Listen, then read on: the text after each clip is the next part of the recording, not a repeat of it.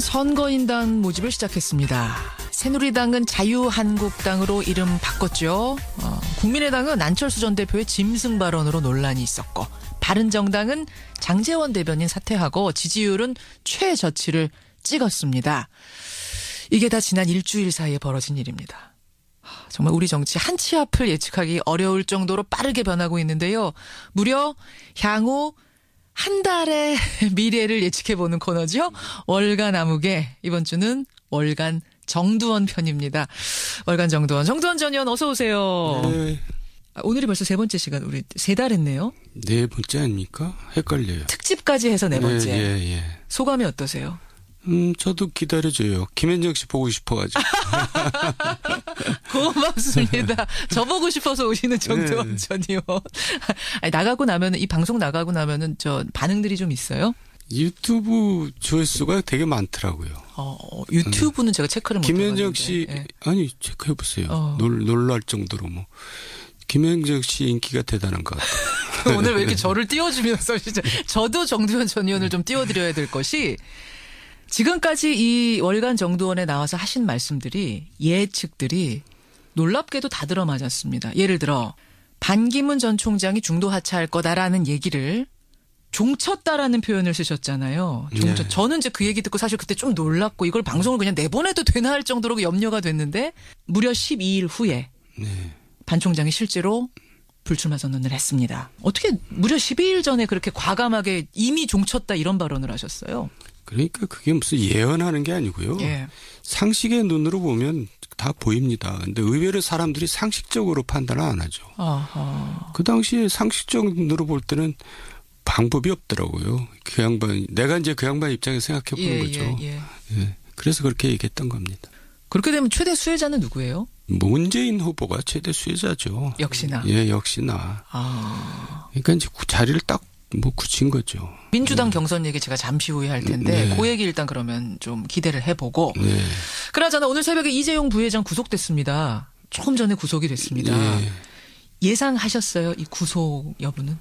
그렇죠. 이제 특검이 다시 신청할 때는 만반의 준비를 다 갖추고 신청했겠죠. 예. 사활을 걸고 끝내 구속시켰어요. 네.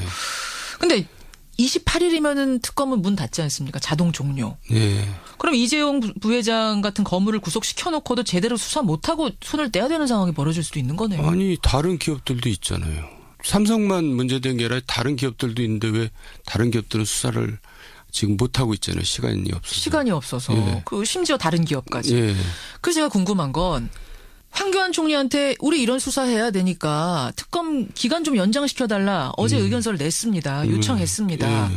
황 총리는 여전히 묵묵부답입니다. 예. 어떤 결정 내릴까요? 특검법상 연장할수록 되어 있고, 또 국민들이 정말 일거수일투족을 지켜보고 있잖아요. 예. 그러니까 열심히 하는데 아직도 시간이 필요하다. 그런데 그걸 거부할 명분이 하나도 없죠. 그거를 거부하면은 황교안 총리가 이상한 분이 되는 거죠. 결국은 그럼 수락할 거라고 보세요. 네, 그렇게 봅니다. 근데 사람들은 이미 황교안 총리는 지금 이제 보수의 아이콘처럼 돼서 지지율도 상당히 많이 나오고 있고, 게다가 박근혜 대통령이 임명한 사람인데 박근혜 대통령에 대한 수사를 더 하라고 말하기도 참 애매할 거다. 그래서 끝까지 버틸 거다라는 얘기도 있는데. 법의 그 정신에 어긋나는 겁니다. 법을 안 지키는 겁니다. 저 시간을 더 들여서 더 완성을 하겠다는 얘기인데 그 완성하지 마라 그 소리를 어떻게 합니까? 그러고 보니까 그런 얘기 나온 김에 황교안 총리, 황교안 권한대행 얘기부터 좀 들어가 보죠. 지지율이 보수 후보 중에는 유일하게 두 자릿수 넘고 있고, 뭐 여야 통틀어서도 2위 기록하고 있고, 정작 본인은 출마 여부 안 밝히고 있고. 황 총리는 출마할 명분이 전혀 없는 사람입니다. 만약에 출마한다면 이제 양심불량이 되는 건데요. 아니, 왜 그렇게까지. 지지율이 이렇게 높은데 출마할 수도 있잖아요. 생각해 보세요. 예. 지금 황 총리는 박근혜 대통령으로부터 경질 통보를 받았던 사람이고, 그렇죠. 임시까지 준비했던 사람입니다. 예. 왜 그랬냐. 이 사태에 대해서 책임을 물은 거죠. 그리고 지금 대통령이 탄핵 소추가 됐잖아요. 예. 내각이 탄핵 소추된 겁니다. 그럼 내각의 총책임자가 거기에 대해서 책임을 지고 물러나는 것이 당연한데 지금 불가피하게 대응을 하고 있거든요. 그런데 그 대응을 그렇게 불가피하게 대응을 하는 사람이 출마까지 한다? 책임을 져야 될, 이번 사태에 책임을 져야 될 1차적인 책임이 있는 사람이 진짜 그거는 있을 수 없는 일이고 양심불량인데. 양심불량이라는 얘기가 여러 번 나오네요. 양심불량. 만약에 출마한다면 지금 그분이 양심불량이 아니라 출마한다면 양심불량이라 이거죠. 근데 그분이 양심이 보통 때 보면 어떠세요? 양심이 고든 분이죠. 그러면 출마 그래서 안 하실 거다. 출마 못할 겁니다. 아하. 그러면 지금 출마를 안 할 생각이라면 그냥 안 한다 밝히면 될 텐데 안민석 의원이 며칠 전에 저 국회에서 여러 번 출마하실 겁니까? 안 하실 겁니까? 하실 겁니까? 안 하실 겁니까? 여러 번 묻는데 끝까지 답을 안 해요. 자기는 즐기고 있는 거죠. 언제 이렇게 국민적인 지지를 관심을 받아본 적이 있겠어요. 출마하는 게 보통 일입니까? 그렇죠. 일단 돈이 많이 들어요. 돈이 많이 들어요. 반기문 총장도 결정적으로 안 된 이유가 돈 때문이라는 거 말씀하셨잖아요. 그것도 굉장히 능력이거든요. 그 재정 문제를 해결하는 것도 능력인데 그거를 조달할 능력이 없는 사람이죠. 아하. 차기 대선을 노린다든지 혹은 총선 뭐 이런 걸 생각하는 그러니까 차후에 자신의 행보를 생각하고 있는 걸까요? 근데 그게 착각이라는 거죠. 이제 지금 왜요? 총리 또 대통령 권한 대행이라는 자리 때문에 지금 소위 태극기 세력이 이제 표를 몰아주고 있는 건데 보수 세력들이 이제 그 자리에서 나오면은 또 금방 거품이 꺼져가지고 그냥 노바디가 됩니다. 아무것도 아닌 게 된다. 아무 존재 가치가 없어진다. 임명진 비대위원장이 자유한국당 임명진 비대위원장이 깜짝 놀랄 후보가 있다라고 얘기를 했었는데 그 인물은 누구라고 보세요? 누가 있겠어요, 본인 말고는. 본인? 임명진 비대위원장 본인? 설마요. 본인이 출마한다면 깜짝 놀라겠죠. 그런 후보는 없습니다. 아니, 대한민국에서 갑자기 그런 사람이 어디서 나타나요? 본인이 출마한다 그러면 조금 깜짝 놀라겠죠. 저분도 역시 뭔지. 근데 그럴 가능성은 지금으로서는 없어 보이고 결국은 비장의 카드가 따로 있는 건 아니라고 보시죠. 비장의 카드가 어디 있어요? 있으면 벌써 내놨죠. 벌써 내놨을 거다. 알겠습니다. 그런데 정도원 전 의원님, 그나저나 아직 무소속이세요? 예. 왜 바른정당 입당 안 하세요? 여전히? 그러니까 이제 새누리당을 왜 탈당했겠어요? 새누리당의 그 독선적인 모습, 사당의 모습을 보기 싫어서 나왔는데 바른정당도 그냥 의원들 몇몇에서 그냥 자리 너나 먹게 하면서 즐기고 있고 또 사당화 논란도 있었어요. 지금은 좀 가라앉았지만. 그래서 그런 거 보기 싫어서 탈당했는데 또 그런 걸 또 봐야 됩니까? 그래서 이제 제가 이건 잘못됐다 해서 입당을 안 하고 있는데 바른정당도 사실 망한 겁니다. 망한 거라고요? 망했죠. 이미 종쳤다고요? 정치인 거죠. 왜 그렇게까지 또 지금 시작하는 당을 두고 그러세요? 첫 단추를 잘못 끼웠기 때문에 망한 겁니다. 다시 일어설 것 같아요. 이미 바닥은 쳤고 이제 일어설 일만 남았다라는 게 지금 바른정당 분들 말씀인데. 자기네들 희망사항이죠. 왜 그런 근거를 대보세요. 그런 행동을 하면서 그런 기대를 해야죠. 지금 예를 들어서 선거 연령 18세 이하도 할 것처럼 하다가 또 말아버리고 공수처 이제 신설법도 반대로 이런저런 이유를 위해서 지연시키고 있거든요. 그러니까 새누리당하고 아무 차이가 없는 겁니다. 그리고 자리 나눠 먹게 하고 있고. 그러니까는 국민들이 볼 때는 저게 별 다를 게 뭐 있냐. 별 다를 게 뭐 있냐. 시즌 2지. 새누리당 시즌 2다. 네. 바른정당이 지금 방향이 좀 잘못 잡혔다라는 생각을 하시는 거예요. 망한 거예요. 바른정당에 아는 분들 많잖아요. 그런 조언 좀 해주시죠. 조언하죠. 근데 전부 다 그냥 자기 자리에 즐기고 있어요. 나 대표, 너 원내대표, 나 최고위원. 그러면서 즐기고 있는 거죠. 근데 남경필 경기지사가 이제 바른정당의 대선 후보인데 지금 그쪽 캠프에서 조언하고 참여하고 계시는 거 아니에요? 정 의원님? 그러니까 남경필 지사하고는 진짜 15년 동안 같이 뜻을 같이 해온 동지고요. Friends in need is friends indeed. 정말 필요할 때 도와주는 친구가 진짜 친구다. 그런 의미에서 도와주고 있습니다. 남지사에게 필요한 건 뭡니까 지금? 어떤 조언을 해주고 계세요? 좀 지지율이 좀처럼 오르지 않는데. 지지율이 안 오르고 있어서 저도 좀 속이 타고 우울증 끼까지 생기고 있는데. 남지사가요? 아니면 정도원 전 의원이요? 본인이 오죽하겠어. 저가 그러고 있으니까. 우울증 생기실 지경이세요? 네. 왜 안 올라요? 왜 이렇게? 그러니까 이제 일단 바른정당이 이제 죽을 쓰고 있으니까 그런 것도 있고 아직도 남지사가 국민으로부터 이제 지도자로서 아직 인식이 덜 돼 있는 거죠. 남지사는 그렇고 그럼 유승민 의원은 왜 좀처럼 오르지 않습니까? 유승민 의원도 역시 당의 한계에 갇혀 있고 또 그분도 역시 지도자로서는 아직 인식이 안 되는 거죠. 그래서 아까 얘기하다 말았는데 황교안 총리가 지지를 받는 거는 황교안 개인이 아니라 대통령 권한대행이라는 그 자리 때문에 지지를 받는 겁니다. 우리가 그거를 분리해서 생각해야 돼요. 그런데 그래서 그 황교안 총리는 착각하지 말라는 거죠. 대통령 권한대행에다가 표를 던지고 있는 거지 황교안한테 표를 던지는 게 아니라는 거죠. 그럼 그 자리에 유승민 권한대행, 남경필 권한대행이 들어갔으면 같은 지지율 나왔을 거라고 보세요? 그럼 물론이죠. 그렇게 보시는 더 나오겠죠, 이제. 더 나올 수도 있다. 인지도까지 있으니까. 그렇게 보시는군요. 여하튼 그러면은 김무성 전 대표라도 지금 뭐 아니면 오세훈 전 시장이라도 재등판 해야 되는 거 아니냐. 바른정당 지지자들은 그런 얘기 한대요. 재등판 해본들 뭐 남경필이나 유승민 이상 갈 수가 없거든요. 그 재등판 안 할 겁니다. 안 할 거라고 보세요. 가능성도 없고 실제로 재등판 해도 효과도 없고. 바른정당이 말씀 듣다 보니까 답답하네요. 갑갑하네요. 망했다니까요. 지금 무슨 당지를 갖고 있는 사람은 다 그만둬야 됩니다. 그리고 외부에서 새로운 사람들 영입해서 새로운 모습으로 다시 새 출발해야죠. 그러니까 망했다는 의미가 부정적이라기보다는 그러니까 다시 새로 일어나라. 아주 그냥 망했다는 느낌으로 새로 일어나라. 그렇죠. 새로 세워라. 그러니까 새누리당한테 당신들 당 해체하고 뭐 그래라 요구할 게 아니라 바른당이 지금 그래야 돼. 자기네들 먼저 그렇게 한 다음에 새누리당한테 요구를 해야죠. 알겠습니다. 바른정당 얘기, 자유한국당 얘기 한참 했는데 민주당으로 가보죠. 민주당. 가장 분위기 좋은 정당 민주당이죠.